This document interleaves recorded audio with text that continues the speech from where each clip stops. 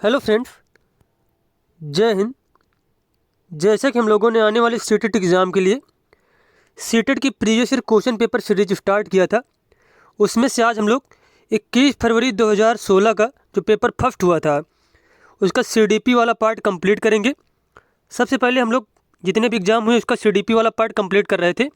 उसी सीरीज़ में आज हम लोग 21 फरवरी 2016 को जो एग्ज़ाम हुआ था उसका सीडीपी वाला पार्ट कंप्लीट करेंगे, जो आने वाले एग्ज़ाम की दृष्टि से बेहद इंपॉर्टेंट है। और इससे पहले हम लोग 7 से 8 सेट कंप्लीट कर चुके हैं। उन सभी की playlist CTET previous year question paper series के नाम से बनाई गई है।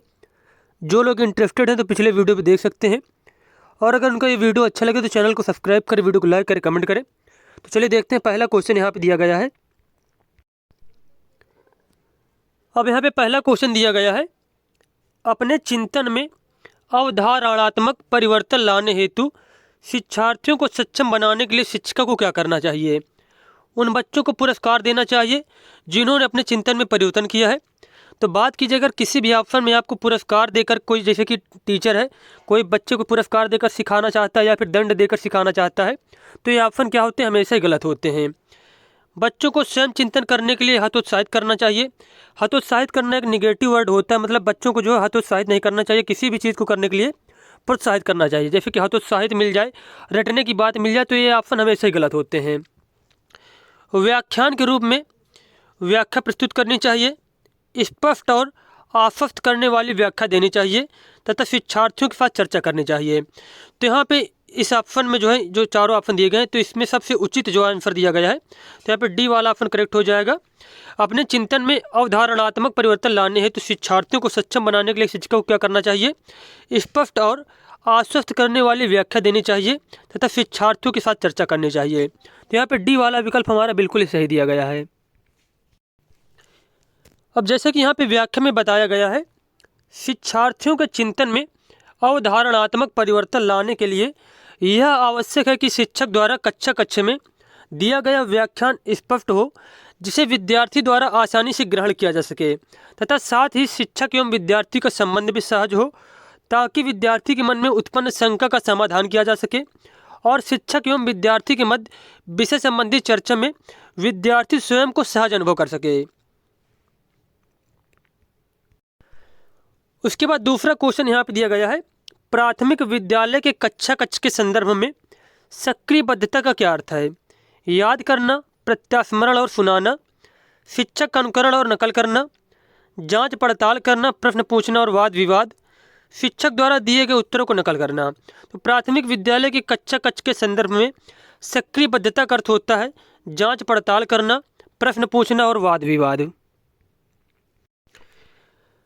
अब जैसे कि यहाँ पे बताया गया है, प्राथमिक विद्यालय के कक्षा कक्ष के संदर्भ में सक्रियबद्धता का अर्थ है कि शिक्षक द्वारा किए गए कार्यों में क्रमबद्धता हो, जिससे कार्यों की तारतम्यता बनी रहती है तथा अधिगम कार्य सुगमता पूर्वक, मतलब आसानी से होता रहता है। सक्रियबद्धता का क्रम जो है जांच पड़ताल करना, प्रश्न पूछना और वाद विवाद है।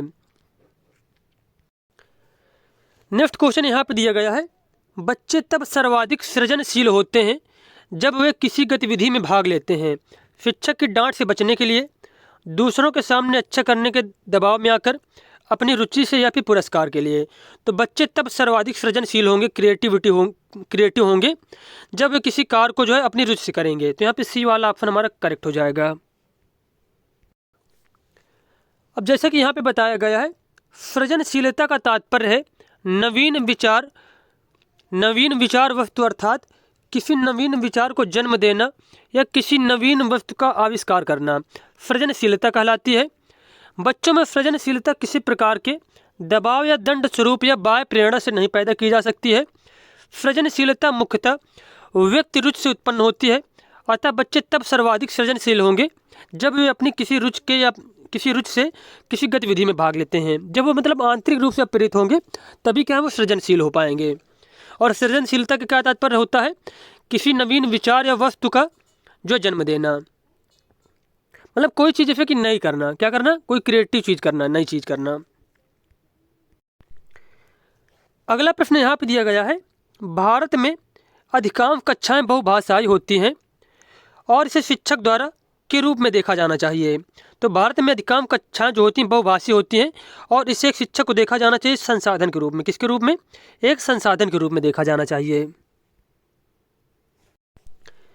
अब यहाँ पे बताया गया है भारत में अनेक कक्षाएं बहुभाषीय होती हैं, अतः इसे शिक्षक द्वारा एक संसाधन के रूप में देखना चाहिए, क्योंकि विद्यार्थी अगर किसी दूसरे भाषा के माध्यम से अधिगम में समस्या का सामना करता है तो उसे अन्य भाषा के माध्यम से समझाया जा सकता है। तो इसीलिए बहुभाषिकता जो है तो एक क्लास में एक संसाधन के रूप में यूज की जाती है। अगला प्रश्न यहाँ पर दिया गया है, शिक्षार्थियों द्वारा की गई गलतियाँ और त्रुटियाँ बच्चों को कमजोर अथवा उत्कृष्ट चिन्हित करने के लिए अच्छे अवसर हैं। शिक्षक और शिक्षार्थियों की असफलता के सूचक हैं। उनके चिंतन को समझने के अवसर के रूप में देखी जानी चाहिए, कठोरता से निपटाई जानी चाहिए। तो शिक्षार्थियों के द्वारा जो की गई गलतियाँ और त्रुटियाँ होती हैं उनके चिंतन को समझने के अवसर के रूप में देखी जानी चाहिए, क्योंकि जब कोई एक बच्चा कोई शिक्षार्थी जो है त्रुटि करता है तो एक टीचर को मालूम चल पाता है कि उसके विचारों के बारे में और उसकी कितना प्रोन्नति हुई है, उनको कैसे सुधारा जाए और जो है बच्चे को और जो है विकसित किस प्रकार किया जाए। तो इसके द्वारा उसके चिंतन को समझने के अवसर के रूप में जो है त्रुटियों को देखा जा सकता है। अब जैसे कि बताया गया है, शिक्षार्थियों द्वारा की गई गलतियां और त्रुटियों को उनके चिंतन को समझने के अवसर के रूप में देखी जानी चाहिए, क्योंकि विद्यार्थी द्वारा की गई गलतियों से शिक्षक विद्यार्थी की समस्याओं की पहचान कर सकता है तथा सही दिशा एवं निर्देश के द्वारा विद्यार्थियों की समस्या का समाधान कर सकता है, जो विद्यार्थियों की शैक्षिक परिपक्वता में सहायता प्रदान करता है। उसके बाद यहाँ पे क्वेश्चन दिया गया है, के विचार से बच्चे सक्रिय ज्ञान निर्माता तथा नन्हे वैज्ञानिक हैं जो संसार के बारे में अपने सिद्धांतों की रचना करते हैं। यह किसने कहा था? यह कहा था पियाजे ने। पियाजे के विचार से बच्चे सक्रिय ज्ञान निर्माता तथा नन्हे वैज्ञानिक हैं जो संसार के बारे में अपने सिद्धांतों की रचना करते हैं। अब जैसा कि यहाँ पे बताया गया है, जीन पियाजे प्रथम वैज्ञानिक थे जिसने व्यक्ति को जन्म से क्रियाशील तथा सूचना प्रक्रमणित या फिर प्रचारित करने वाला प्राणी स्वीकार किया है। जीन पियाजे के अनुसार बच्चे सक्रिय ज्ञान निर्माता तथा उन्हें जहाँ पे लिखा है यहाँ पे हो जाएगा नन्हे वैज्ञानिक हैं जो संसार के बारे में अपने सिद्धांतों की रचना करते हैं। नेक्स्ट क्वेश्चन यहाँ पे दिया गया है, बाल केंद्रित शिक्षा शास्त्र का अर्थ है बच्चों को नैतिक शिक्षा देना, बच्चों को शिक्षक का अनुमान और अनुकरण करने के लिए कहना, बच्चों की अभिव्यक्ति और उनकी सक्रिय भागीदारिता को महत्व देना, बच्चों को पूर्ण रूप से स्वतंत्रता देना। बाल केंद्रित शिक्षा शास्त्र का अर्थ है बच्चों की अभिव्यक्ति और उनकी सक्रिय भागीदारिता को महत्व देना। यहाँ पे हमारा सी वाला ऑप्शन बिल्कुल ही करेक्ट हो जाएगा। अब जैसे कि यहाँ पे बताया गया है, बाल केंद्रित शिक्षा शास्त्र का तात्पर्य है कि कक्षा का वातावरण, विषय का चुनाव तथा पाठ्यक्रम छात्रों के अनुकूल हो ताकि विद्यार्थी उसे आसानी से आत्मसात कर सके, तब विद्यार्थी शिक्षक एवं कक्षा के साथ सहजता का अनुभव करे ताकि कक्षा कक्ष की गतिविधियों में रुचिपूर्वक भाग लें तथा अपनी अभिव्यक्ति को वर्णित कर सकें। नेक्स्ट क्वेश्चन यहाँ पे है, जटिल परिस्थिति को संसाधित करने में शिक्षक बच्चों की सहायता कैसे कर सकता है? प्रतियोगिता को बढ़ावा देकर। जहाँ पे बात की जाए प्रतियोगिता की तो वहाँ पे वो ऑप्शन हमेशा गलत हो जाता है, क्योंकि बच्चों के बीच में जो है प्रतिस्पर्धा नहीं बढ़ानी चाहिए। कोई भी सहायता ना देकर तो ये भी ऑप्शन गलत हो जाएगा, क्योंकि जहाँ पे टीचर का काम होता है सुविधादाता का, सुगमकर्ता का, चीज़ों को आसान से बताए। जहाँ पे कोई बच्चा अटक रहा है तो वहाँ पे उस चीज़ को आसानी से आसान प्रकार से उस बच्चे को समझाए, उस पर एक भाषण देकर तो ये भी ऑप्शन गलत हो जाएगा। तो जटिल परिस्थिति को संसाधित करने में शिक्षक बच्चों की सहायता कैसे कर सकता है? कार्य को छोटे हिस्सों में बांटने के बाद निर्देश लिखकर। कार्य को छोटे हिस्सों में बांटने के बाद निर्देश लिखकर। अगला क्वेश्चन यहाँ पे दिया गया है, शिक्षार्थियों से यह अपेक्षा करना है कि वे ज्ञान को उसी रूप में पुनः प्रस्तुत कर देंगे जिस रूप में उन्होंने उसे ग्रहण किया है। यह क्या है? अच्छा है, क्योंकि शिक्षक के लिए आकलन में सरल है, एक प्रभावी आकलन युक्ति है, समस्यात्मक है क्योंकि व्यक्ति अनुभवों की व्याख्या करते हैं और ज्ञान को ज्यों का त्यों पुनः उत्पादित नहीं करते हैं। या फिर अच्छा है क्योंकि जो भी हमारे मन में है हम उसे रिकॉर्ड करने लगते हैं। तो यहाँ पे यह मतलब दिया गया क्वेश्चन कि शिक्षार्थियों से यह अपेक्षा करना कि जो मतलब चीज़ें उन्हें बताई गई हैं वह उन्हें जो है उस प्रकार उसी प्रकार से डिलीवर कर देंगे, पुनः मतलब प्रस्तुत कर देंगे उसी प्रकार से जिस रूप में उन्होंने सीखा है। तो यह क्या, यह समस्यात्मक है, क्योंकि व्यक्ति अनुभवों की व्याख्या करते हैं और ज्ञान का ज्यों का त्यों मतलब सेम तरीके से जो है पुनः उत्पादित नहीं करते हैं। तो यहाँ पे सी ऑप्शन हमारा सही हो जाएगा। अब जैसे कि बताया गया है, यह परिस्थिति समस्यात्मक है। कौन सी परिस्थिति? जो ज्ञान को ज्यों का त्यों मतलब पुनः जो है उसको डिलीवर करना, कि शिक्षार्थी ज्ञान को उसी रूप में पुनः प्रस्तुत करें जिस रूप में उन्होंने ग्रहण किया है। क्योंकि कोई भी व्यक्ति, शिक्षार्थी हो या फिर कोई भी व्यक्ति हो, किसी विषय पर प्राप्त ज्ञान को अपने अनुभव के द्वारा व्याख्या करता है तथा ज्ञान को ज्यों का त्यों पुनः उत्पादित नहीं करता है। ज्ञान को ज्यों का त्यों उत्पादित करना रटने की प्रक्रिया को बढ़ावा देता है तथा इससे मानसिक तथा बौद्धिक विकास अवरुद्ध हो जाता है, मतलब मानसिक तथा बौद्धिक विकास में रुकावट आ जाती है। अगला प्रश्न यहाँ पे दिया गया है, जब शिक्षार्थियों को समूह में किसी समस्या पर चर्चा का अवसर दिया जाता है तब उनके सीखने का चक्र कैसा होता है? बेहतर होता है, स्थिर रहता है, अवनत होता है या फिर समान रहता है? जब शिक्षार्थियों को समूह में किसी समस्या पर चर्चा का अवसर दिया जाता है तब उन्हें सीखने का चक्र कैसा होगा? बेहतर होता है। कैसा होता है? बेहतर होता है। अब जैसे कि यहाँ पे बताया गया है, जब शिक्षार्थियों को समूह में किसी समस्या पर चर्चा का अवसर दिया जाता है तब उनके सीखने के वक्र बेहतर हो जाता है, क्योंकि समस्या पर चर्चा करने से विद्यार्थी एक दूसरे के विचारों से परिचित होते हैं तथा विद्यार्थियों में नए ज्ञान का भंडार भी संचित होता है। अगला प्रश्न है, विकास की गति एक व्यक्ति से दूसरे में भिन्न होती है किंतु यह एक नमूने का अनुगमन करती है। यहाँ पे डैश में भरना है, किंतु यह क्या करती है? क्रमबद्ध और व्यवस्थित अनुगमन करती है। मतलब सभी में जो विकास का क्रम होता है वो मतलब क्रम समान रूप से होता है, लेकिन बस क्या उसकी स्पीड कम ज़्यादा होती है। किसी व्यक्ति का जो है बहुत तेज़ी से विकास हो जाता है और किसी व्यक्ति का जो है धीरे धीरे विकास होता है। तो यहाँ पर डी ऑप्शन सही हो जाएगा, क्रमबद्ध और व्यवस्थित नमूने का अनुगमन करती है। नेक्स्ट क्वेश्चन यहाँ पे दिया गया है, विकास के लिए निम्नलिखित में से कौन सा एक उचित है?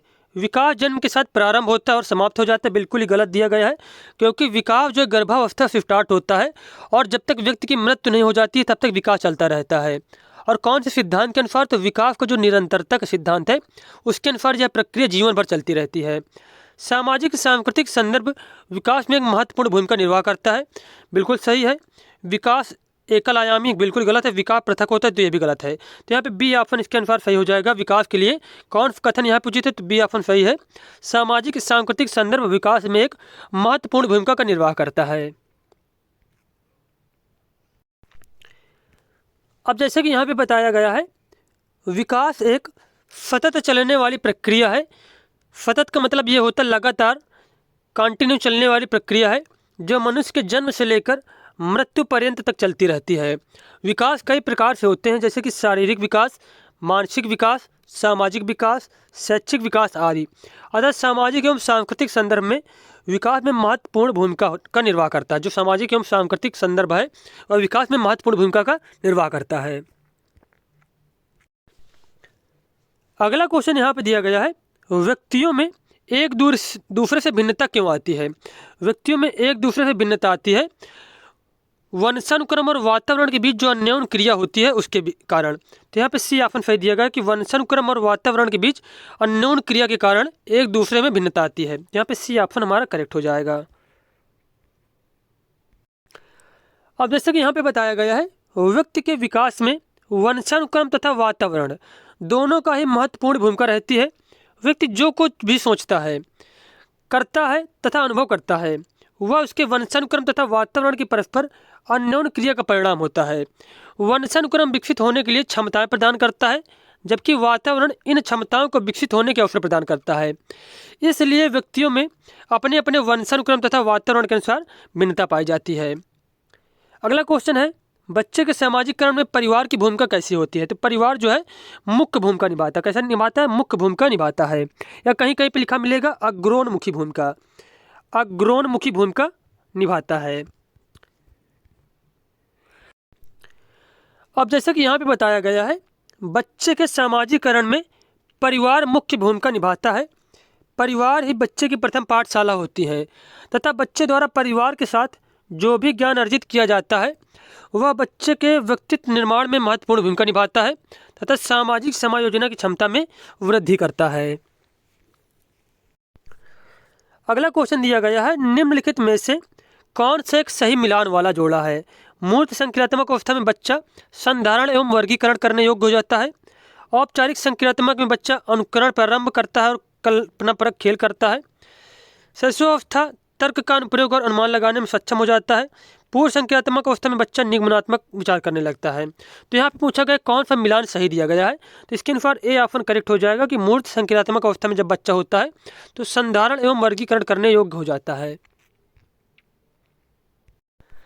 अब जैसे कि यहाँ पे व्याख्या में बताया गया है, जीन पियाजे ने बालक में संज्ञानात्मक विकास को 4 प्रमुख अवस्थाओं में बांटा है। तो सबसे पहले तो आपको याद रखना कि जीन पियाजे ने कौन सा सिद्धांत दिया है?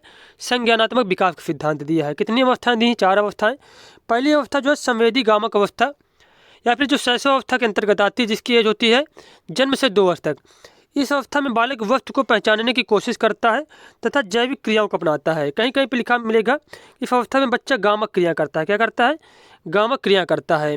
और वस्तु स्थायित्व गुण इस अवस्था में आ जाता है बच्चे में। वस्तु स्थायित्व गुण किस अवस्था में? संवेदी गामक अवस्था में। उसके बाद बात की जाए जैसे कि पूर्व संक्रियात्मक अवस्था की एज होती है 2 से 7 वर्ष तक। इस अवस्था में बालक क्यों और कैसे का प्रश्न करने लगता है, इसलिए पियाजे ने इस अवस्था को खोज की अवस्था कहा है। कौन सी अवस्था को? पूर्व संक्रियात्मक अवस्था को खोज की अवस्था कहा है। मूर्त संक्रियात्मक अवस्था की 7 से 11 वर्ष तक होती है। इस अवस्था में बालक तार्किक चिंतन करने लगता है। बालक बौद्धिक संक्रिया जैसे कि गुणा जोड़ घटाना भाग के अतिरिक्त साधारण वर्गीकरण की जो क्रिया है वो भी करने लगता है। उसके बाद बात की जाए जो चौथी अवस्था है औपचारिक संक्रियात्मक अवस्था, जिसकी एज होती है 11 वर्ष के बाद की।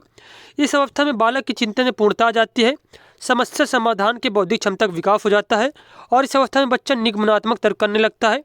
और इस अवस्था में बच्चा एक वैज्ञानिक की तरह सोचने लगता है, अमूर्त विचार करने लगता है। तो ये सारे पॉइंट आपको याद करने हैं।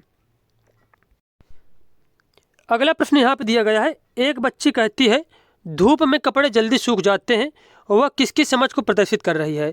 प्रतीकात्मक विचार, अहम केंद्रित चिंतन, कार्यकरण या फिर विपर्यय चिंतन? तो वह यहाँ पे कार्यकरण की समझ को प्रदर्शित कर रही है। अब जैसा कि यहाँ पे बताया गया है, किसी अन्य वस्तु के उपस्थिति में किसी कार्य के होने के संबंध को कार्यकरण संबंध कहा जाता है। अतः बच्ची द्वारा यह कहना कि धूप में कपड़े जल्दी सूख जाते हैं, बच्चे की यह समझ कार्यकरण की समझ को प्रदर्शित कर रही है। अगला प्रश्न यहाँ पे है, पियाजे के अनुसार बच्चों का चिंतन वयस्कों में भिन्न होता है बजाय के, तो बजाय प्रकार मात्रा के जो है यहाँ पे भरेंगे प्रकार और यहाँ पे भरेंगे मात्रा। पियाजे के अनुसार बच्चों का चिंतन वयस्कों से प्रकार में भिन्न होता है बजाय मात्रा के। तो यहाँ पे सी ऑप्शन हमारा करेक्ट हो जाएगा। अगला प्रश्न यहाँ पे दिया गया है, निम्नलिखित में से कौन सा एक आधारभूत सहायता का उदाहरण है? अनुबोधन और संकेत देना तथा नाजुक स्थितियों पर प्रश्न पूछना, शिक्षार्थियों को प्रेरित करने वाले भाषण देना, प्रश्न पूछने को बढ़ावा दिए बिना स्पष्टीकरण देना, मूर्त और अमूर्त दोनों प्रकार के उपहार देना। तो यहाँ पे आधारभूत सहायता का उदाहरण क्या है? यहाँ पे तब बी ऑप्शन करेक्ट हो जाएगा, शिक्षार्थियों को प्रेरित करने वाले भाषण देना। अब जैसे कि यहाँ पे बताया गया है, शिक्षार्थियों को प्रेरित करने वाला भाषण देना आधारभूत सहायता का उदाहरण है, क्योंकि इससे विद्यार्थियों में कार्य करने की चेतना को प्रोत्साहन मिलता है या फिर उन्हें प्रोत्साहित किया जाता है। वाइगोत्स्की के अनुसार बच्चे सीखते हैं जब पुनर्बलन प्रदान किया जाता है, परिपक्व होने से, अनुकरण से, वयस्कों और समवयस्कों के साथ परस्पर क्रिया से। तो वाइगोत्स्की ने कहा था कि बच्चे जो ज़्यादा चीज़ें सीखते हैं वह अपने वयस्कों के साथ अंतःक्रिया के द्वारा सीखते हैं। और जो मुख्य रूप से बताया था कि मुख्य रोल किसका होता है, जैसे कि भाषा का हो गया, उसके बाद समाज का हो गया और संस्कृति का जो मुख्य रूप से बच्चे के सीखने में रोल होता है। तो इसके अनुसार डी ऑप्शन सही हो जाएगा, वयस्कों और समवयस्कों के साथ परस्पर क्रिया से। अब जैसे कि बताया गया है, वाइगोत्स्की का मत है कि बालक में संज्ञानात्मक शक्तियों का विकास मुख्यतः 2 कारकों से होता है। प्रथम है सामाजिक कारक और द्वितीय भाषा। इन्हीं दोनों कारकों से बालक में सीखने की प्रक्रिया आगे बढ़ती है। सामाजिक कारकों के अंतर्गत बच्चों का वयस्कों तथा समवयस्कों के साथ परस्पर क्रिया होता है तथा भाषा का विकास इसी कारक पर निर्भर करता है। अगला क्वेश्चन है, कोहलबर्ग ने प्रस्तुत किया है। तो कोहलबर्ग ने क्या बताया था? नैतिक विकास के चरण प्रस्तुत किए हैं। नैतिक विकास के चरण प्रस्तुत किए हैं। अगला क्वेश्चन यहाँ पे दिया गया है, निम्नलिखित में से कौन सी स्थिति बाल केंद्रित कक्षा कक्ष को प्रदर्शित कर रही है? एक कक्षा जिसमें शिक्षिका नोट लिखा देती है और शिक्षार्थियों से उन्हें याद करने को कहा जाता है। याद करने की बात किसी भी ऑप्शन में मिल जाए, आंख बंद करके आपको उसको काट देना है। एक कक्षा जिसमें पाठ्य पुस्तक एकमात्र संपादन होता है जिसका संदर्भ शिक्षिका होती है, तो ये भी ऑप्शन गलत हो जाएगा, क्योंकि एकमात्र साधन से बच्चे नहीं सीखते। बच्चे अनेक प्रकार सीखते हैं, परिवार से सीखते हैं, मित्रों के द्वारा सीखते हैं, स्कूल से सीखते हैं, शिक्षिकाओं के द्वारा, पाठ्य पुस्तकों के द्वारा, सोशल मीडिया के द्वारा, मतलब अन्य जगहों से सीखते हैं, न जाने कितनी जगहों से। तो एकमात्र केवल कहीं पे भी मिले तो वो ऑप्शन भी गलत हो जाएगा। एक कक्षा जिसमें शिक्षार्थी समूहों में बैठे हैं और शिक्षिका बारी बारी से प्रत्येक समूह में जा रही है। एक कक्षा जिसमें शिक्षार्थियों का व्यवहार शिक्षिका द्वारा दिए जाने वाले पुरस्कार और दंड से संचालित होता है, तो डी ऑप्शन भी गलत हो जाएगा, क्योंकि कहीं पर भी अगर बच्चों को पुरस्कार और दंड के माध्यम से सिखाया जा रहा है तो वो भी गलत तरीका होता है। तो इसके अनुसार सी ऑप्शन यहाँ पे करेक्ट हो जाएगा। कौन सी जो है स्थिति बाल केंद्रित कक्षा को प्रदर्शित कर रही है, तो एक कक्षा जिसमें शिक्षार्थी समूहों में बैठे हैं और शिक्षिका बारी बारी से प्रत्येक समूहों में जा रही है। अब देखो यहाँ पे जैसे कि बाल केंद्रित शिक्षा क्यों जरूरी है। बाल केंद्रित शिक्षा के अंतर्गत कक्षा का वातावरण तथा पाठ्यक्रम स्वरूप बालक के अनुकूल तैयार किया जाता है ताकि बालक सहज व सरल ढंग से सीख सके। एक कक्षा जिसमें शिक्षार्थी समूह में बैठे हैं और शिक्षिका बारी बारी से प्रत्येक समूह में जा रही है, इससे पता चलता है कि शिक्षा जो है बालक केंद्रित है, ना कि शिक्षिका या पाठ्यक्रम केंद्रित है। जो मतलब शिक्षा प्रदान की जा रही है कैसी है, बाल केंद्रित है। उसके बाद क्वेश्चन है बुद्धि क्या है, सामर्थ्यों का एक समुच्चय है। तो यहाँ पे पहला ही ऑप्शन सही दिया गया है बुद्धि के बारे में कि सामर्थ्यों का एक समुच्चय होती है बुद्धि जो है।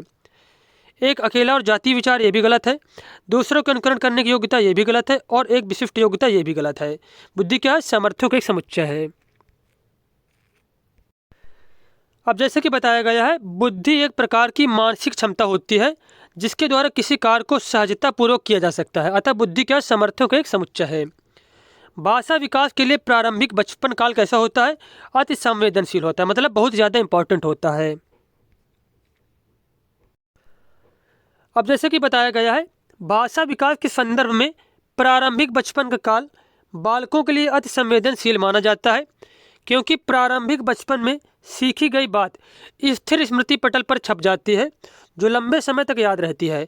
अतः बालक के बचपन में बालक को भाषा के संबंध में अत्यधिक ध्यानपूर्वक ज्ञान कराना चाहिए। अगला प्रश्न यहाँ पे दिया गया है, एक सह शिक्षक कक्षा में लड़कों से शिक्षक यह कहता है लड़के बनो और लड़कियों जैसा व्यवहार मत करो, यह टिप्पणी कैसी है। जातीय भेदभाव का परिचायक है, लड़के लड़कियों के साथ व्यवहार के एक अच्छा उदाहरण है, लड़के लड़कियों में भेदभाव की रूढ़िबद्ध धारणा प्रकट करता है, लड़कियों पर लड़कों की जीव वैज्ञानिक महत्व को उजागर करता है। तो एक सह शिक्षक कक्षा में लड़कों से शिक्षक यह कहता है लड़के बनो और लड़कियों जैसे व्यवहार मत करो। तो ये क्या कर रहा है, ये यहाँ पे रूढ़िबद्धता को, भेदभाव की रूढ़िबद्धता को प्रकट कर रहा है, या फिर जेंडर जो है पक्षपात कर रहा है मतलब। तो यहाँ पे सी ऑप्शन करेक्ट हो जाएगा। लड़के लड़कियों में भेदभाव की रूढ़िबद्ध धारणा प्रकट करता है जो शिक्षक यहाँ पे है, और यह करना बिल्कुल ही गलत होता है, यह शिक्षक को नहीं करना चाहिए। अगला क्वेश्चन है आकलन। आकलन के बारे में बताना हमें यहाँ पे। बच्चों को लेबल करने बिल्कुल गलत हो जाएगा। बच्चों को लेबलिंग या फिर बच्चों को नाम देने के लिए आकलन नहीं किया जाता है। प्रतियोगात्मक भावना को नहीं विकसित किया जाता है आकलन के द्वारा। सीखने को सुनिश्चित करने के लिए तनाव और दबाव उत्पन्न करना यह भी गलत है। सीखने में सुधार का एक तरीका है, तो यहाँ पर डी ऑप्शन सही हो जाएगा। आकलन क्या है, सीखने में सुधार का तरीका। आकलन इसीलिए किया जाता है कि बच्चों के जो है विचार, बच्चों की जो है प्रोन्नति चेक की जा सके, बच्चों में कहाँ पे कमी आ रही है बच्चों को सीखने में, तो उसे जो है और सुचारू रूप से सिखाया जा सके बच्चों को। अगला क्वेश्चन है निम्नलिखित में से कौन सा कथन समावेशन का सबसे अच्छा वर्णन करता है। यह एक विश्वास है कि बच्चों को अपनी योग्यताओं के अनुसार अलग किया जाना चाहिए। यह एक विश्वास है कि कुछ बच्चे कभी कुछ सीख ही नहीं सकते।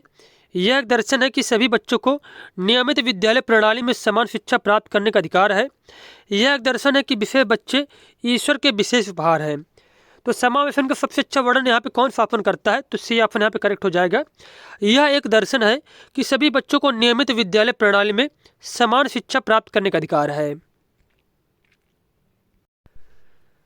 अगला क्वेश्चन दिया गया है वंचित वर्ग की पृष्ठभूमि के बच्चों को शिक्षा प्रदान करने के लिए शिक्षक को चाहिए कि उन्हें बहुत सा लिखित कार्य दे, उनके बारे में अधिक जानकारी जुटाने का प्रयास करे और उन्हें कक्षा में होने वाली चर्चा में शामिल करें।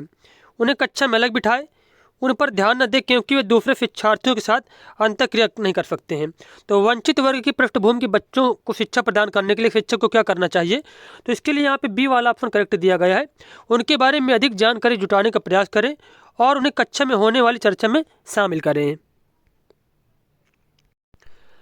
अब जैसा कि यहाँ पे बताया गया है, वंचित पृष्ठभूमि के बच्चों की सामान्यतः समस्या यह होती है कि वह कक्षा में उपस्थित छात्रों के साथ स्वयं का समायोजन नहीं स्थापित कर पाते। अतः शिक्षक को इस समस्या के समाधान का प्रयास करना चाहिए। इसके लिए शिक्षक को विद्यार्थी के पृष्ठभूमि की जानकारी उपलब्ध करना चाहिए तथा उन्हें सामूहिक गतिविधियों जैसे कि खेल, परिचर्चा, वाद विवाद में शामिल करना चाहिए तथा प्रोत्साहित करना चाहिए। अगला क्वेश्चन है, निम्नलिखित में से कौन सा व्यवहार बच्चे की अधिगम निर्योग्यता की पहचान करता है?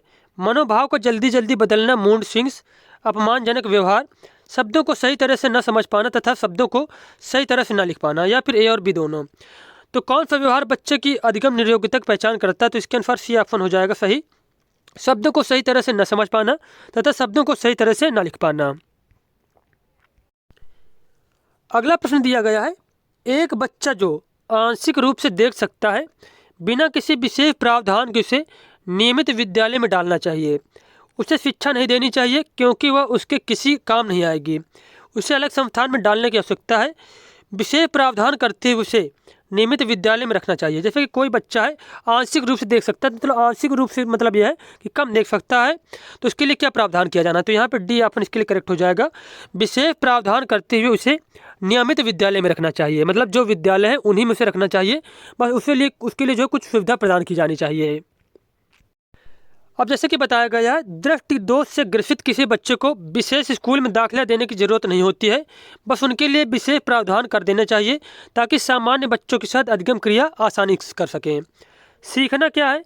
सीखने वाले के संवेगों से प्रभावित नहीं होता है, संवेगों से छेड़ संबंध रखता है, सीखने वाले के संवेगों से स्वतंत्र होता है, सीखने वालों के संवेगों से प्रभावित होता है। तो इसके अनुसार डी ऑप्शन करेक्ट हो जाएगा। सीखना सीखने वाले के संवेगों से प्रभावित होता है।